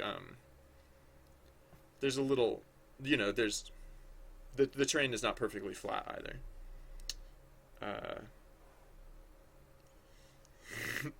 Well, I mean, so one of the ways. Oh yeah. So the other thing, you can change your your action. Uh, so okay, the way you change your action is a little odd, only because there's the multi events and the regular events. In a regular event, like if it's not a multi event, you can change your action just by choosing a new action. Hey, look, for example, we have a not multi event going on right now. So for example, if you chose, at first I thought it was the boulder, but no. Yeah, you can. So like if you choose like feast, for example, like Vicious Kangaroo suggests, but like if some or like, okay, so the group chooses feast, right? But if someone accidentally chose light, right? They can change their action just by switching over to feast, and by but so like in a regular event, like in an event that's not a multi, it's whichever action you chose last. That's the action that it counts as. Um, in a multi-event, it's a little bit different because you obviously can choose multiple actions. The way you change your actions in a multi-event is like you can toggle them on and off. So like if this was a multi-event and you chose light and feast, um, then and you changed your mind and you didn't want to do light, actually you just wanted to do feast, you could say light again and it would toggle it. I don't know if that's totally clear. I might change that, but that's how it is currently. Pro tips. All right, so yeah, let's put in I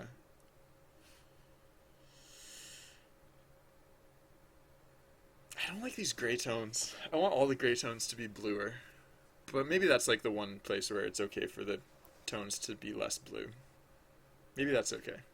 Alright. I won't worry about it right now.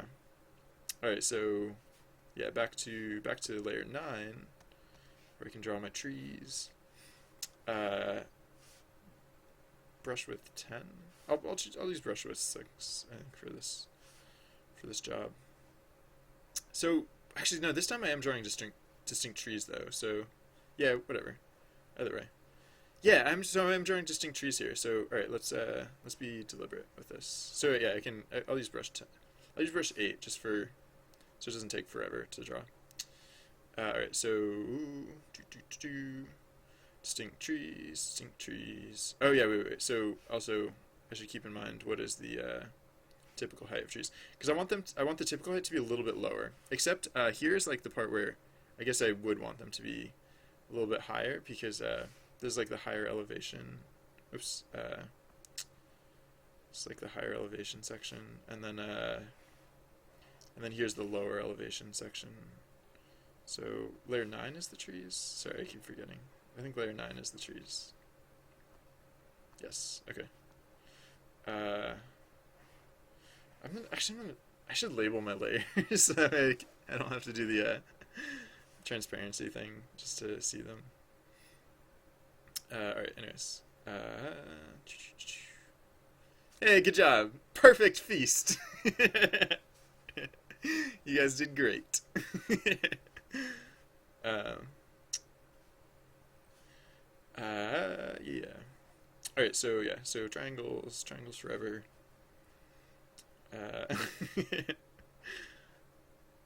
Oh yeah, also I don't have to stop them so high above the ground.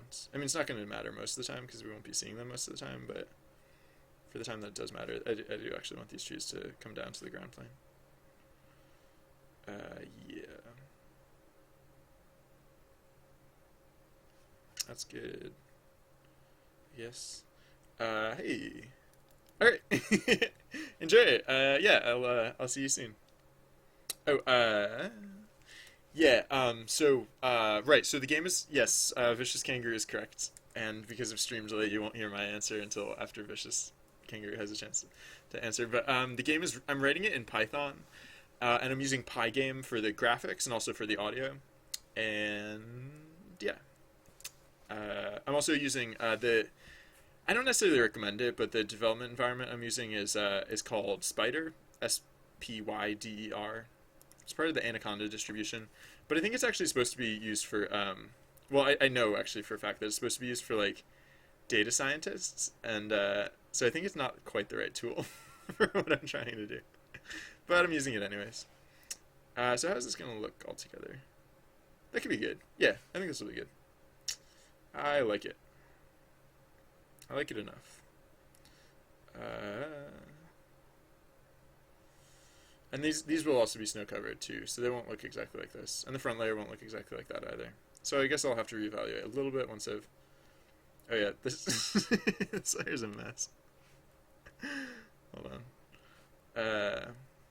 Yeah, I guess I'll want to reevaluate once I've added in some other stuff. Yes. Pygame I think is exclusively for Python. I don't know that for a fact. Oh, speaking of things I wouldn't necessarily recommend, I'm not super enthusiastic about Pygame. Like it technically works, and that's cool. It just specifically the reason I'm a bit hesitant to recommend it though is that it has the worst documentation I think I've probably like ever seen, probably in like a in something that I've tried to use for. And it's not that I mean like there are some docs and those docs are accurate as far as I can tell, but if you go to their site like to look up information about how to use their tools, like there are more dead links than there are actual links. So that's a little frustrating. And then yeah. Well, that's most of what's frustrating. And so it took a little while to figure out how to use Pygame, but yeah, it does technically work now that I've gotten it to work. So there's that. It's got that going for it. I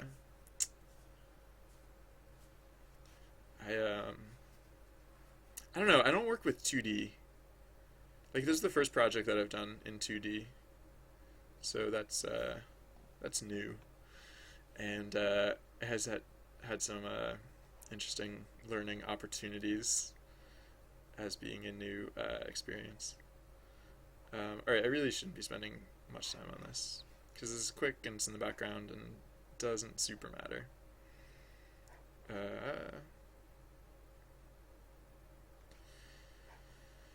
Doop-a-doop.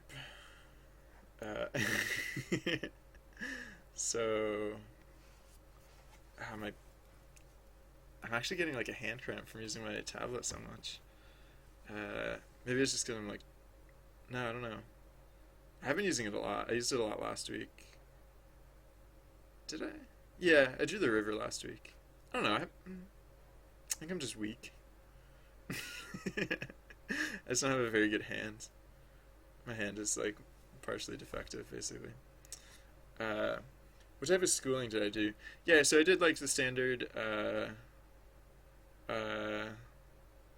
like, graduated from high school and stuff, and so I did. I also went to college or university. I went for software programming, not game programming, but just like general software programming, and that's where I learned like how to do most of what I do. Not like specifically like for the projects that I'm working on, of course, because like the software I was learning to make was wow, that was way too regular. The software that I was learning to make had very different applications. Like it was like tax type software, or like payroll, or business type software, and so when I realized that was boring and I didn't like it,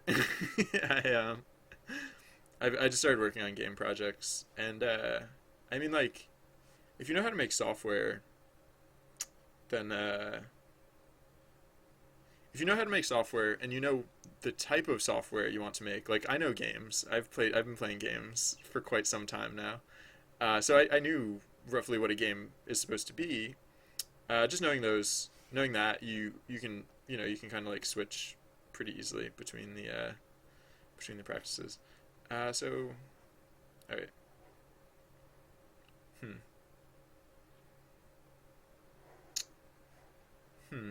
I'm just thinking, do I actually want gaps to the background? I might want to make the... Yeah, no, I'm making this really sparse again, like the other forest. So maybe I should actually just connect the... Maybe this middle layer I just shouldn't have...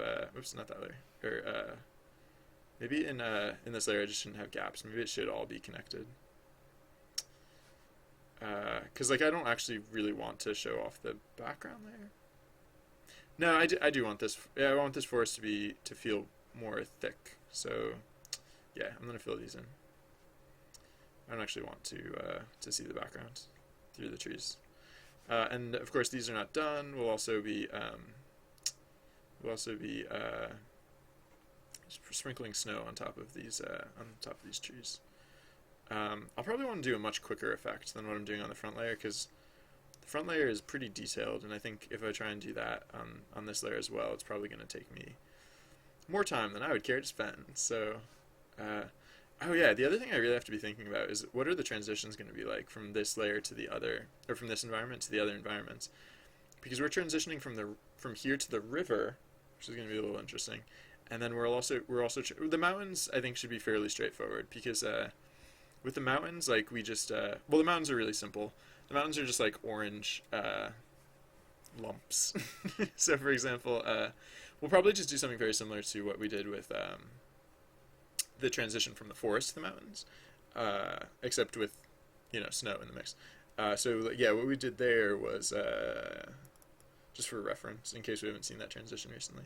Oh, actually, I guess we're about to see that transition because we're in the forest right now. But what was it? So projects.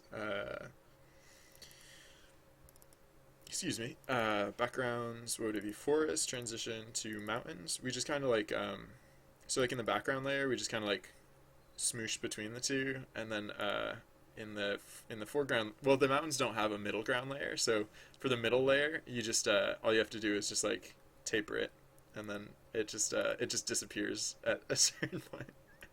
And then for the front ground layer, yeah, we just like just it starts out foresty and it ends up mountainous, and it just kind of like melts between the two a little bit, and then of course the snow just stops happening. The mountains are a bit arid. Like they're orange, which I think implies that they're very arid. So I'll probably actually want to stop the snow early, and then have like a section that's like just pine forest, and then the pine forest will like very much like these forests, just kind of like I might actually reuse this this image because that could be a pine forest. You don't know. But yeah, so it'll probably just basically do the same thing. And maybe I'll put like a few snow-capped peaks in the background, just cause why not? I don't know. We'll see how ambitious I feel when I get there. And then the river is gonna be weird, cause I think the transition is going to. Hey, it's vent time. I think the transition for the river is going to introduce a frozen river, and then it's going to unfreeze at a certain point. I don't know if that's gonna work, but I think I want to try it. I think that would be fun. Oh, yeah, all right. It's good to see you, Day Slash. Thanks for stopping by. So right.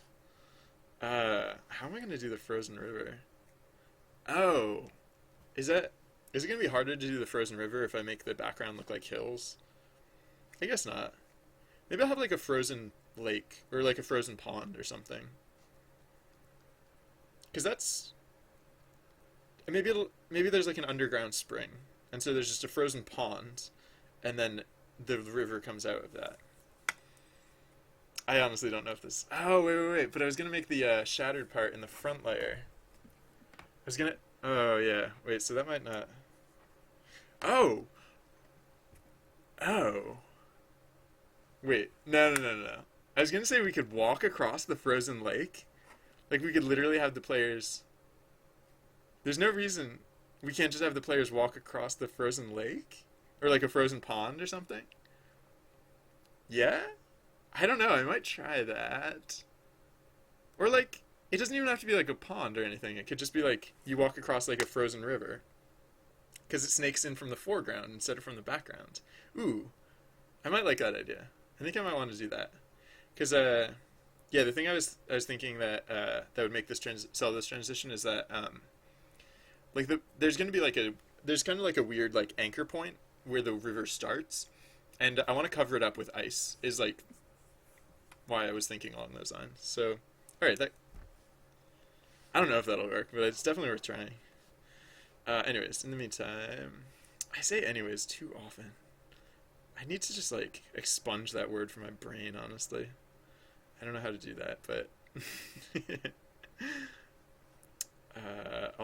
I'll do what I can to not be saying that word constantly.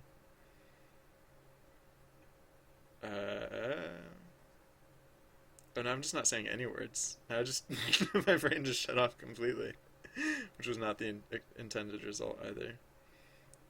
Yay, you did it! You saved the kitties. Good job. uh, so that was a reference to the event system, or to the game as it's playing out. Part of the reason I have chat on screen down here is so that, or right there, is so that for the video archives, there's like some context for like what's being said and like what I'm responding to, so that way I don't have to like reread every question out loud before I answer it, and because I have like the game information filtered out, so it doesn't actually show up in that view. That's, you know, that's how it goes, I guess. um, which I guess is actually very apathetic of me because I get to choose how it goes. But that's how it's working for now. Seems to be working okay, I guess.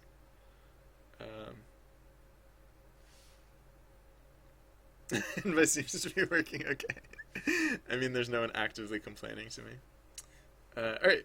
Oh, does the audio and video have an offset, or is it just me? Oh, you're noticing stream delay. That's just like, that doesn't have anything to do with the game. That's just because like it's actually happening at the same time. But like here, I'm gonna say something in chat, and you're gonna see me. You're going to have seen it appear in chat before you actually see me tell you that I'm going to say it in chat. It's going to say words from the future. And you probably saw me say words from the future before you saw this all happen. So that's just how streaming works. There's just I think someone explained it once as like they like, so I'm uploading data for the stream to be shown, you know, to viewers.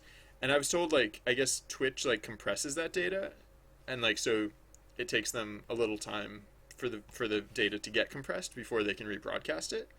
And so I think that's that I don't know if that's true, but that's what that's what I was told anyways as to why there's a stream delay. It's kind of like on live TV broadcasts where there's like a there's like a 7-second delay, so that if someone accidentally like if there's a wardrobe malfunction it doesn't actually accidentally get broadcast. Sorry.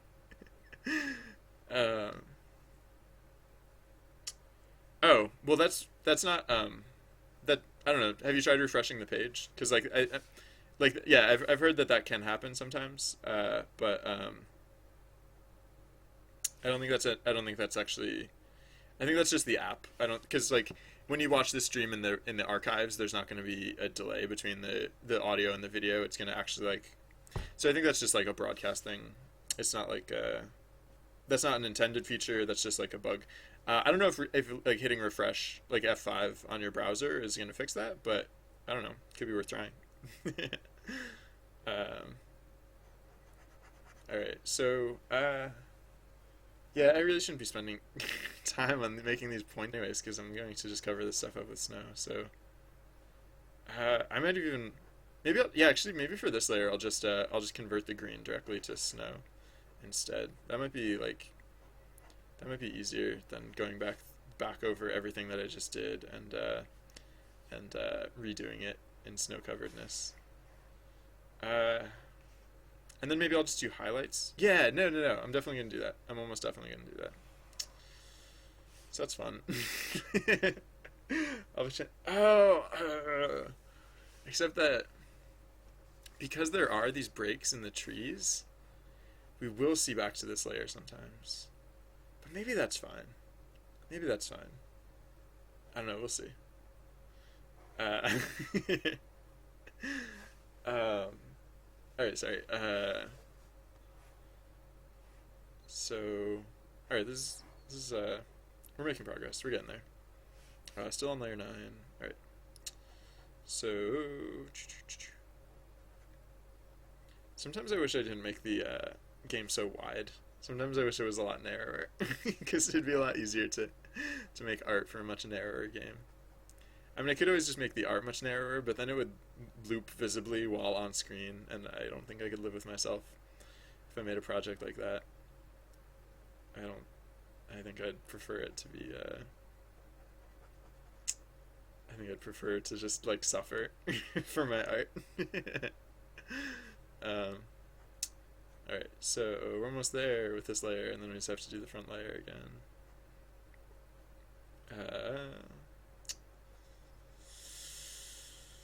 Yeah. Sometimes when I'm working on art, I don't necessarily have anything to say. Like, my brain isn't, like, feeding me, hey, talk about this. Hey, talk about this other thing. So feel free to ask questions if anyone has any.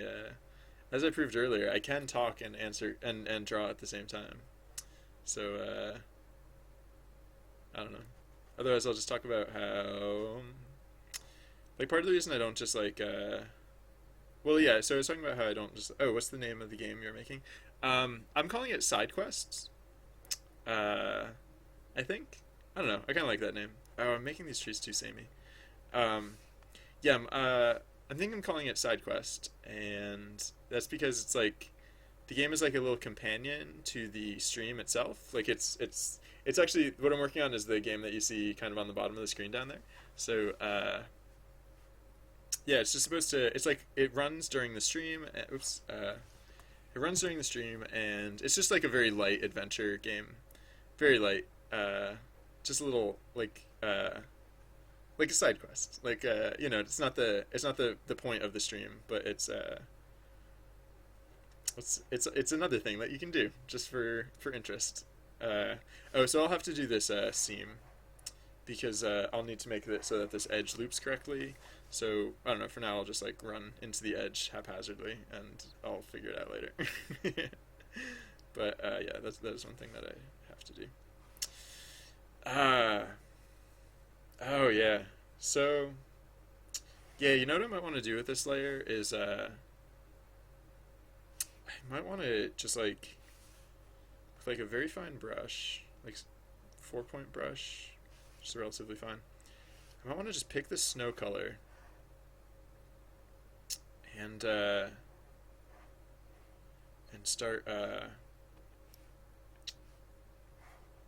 and then just draw like a line through the trees, just to convert the top half to snow covered, while keeping the green. Let me see how that'll work out. So yeah, I think the snow has to stay pretty white in color. So to keep that, and then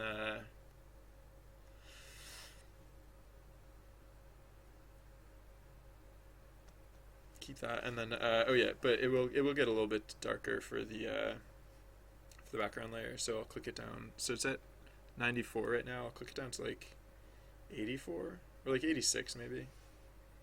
So what's that gonna look like? Layer 9. So if we just like basically just want to like cut the tree line at like, so here's like the snow layer, and then we'll do this for the whole thing probably, but then what I'm planning on doing basically is just like that to oops. Yeah, that way because like the tops of the trees are going to be snow covered and the bottoms of the trees are going to be a little snow covered but not as snow covered. So yeah, that might be a quicker way to convert the assets over. I'll stay relatively sparing with the tolerance of this spill though. Oh, I typically do the snow and the tree on a different layer, or at least that's what I was doing for the top layer. So, so the whole fill mode sampling image is actually going to be, I guess, a little bit helpful because I can actually do this on separate layers. I always begrudge, like, usually if I'm doing spill paint, I want it to, like, I wasn't actually spilling on the layer with the trees on it, but because I was in like sampling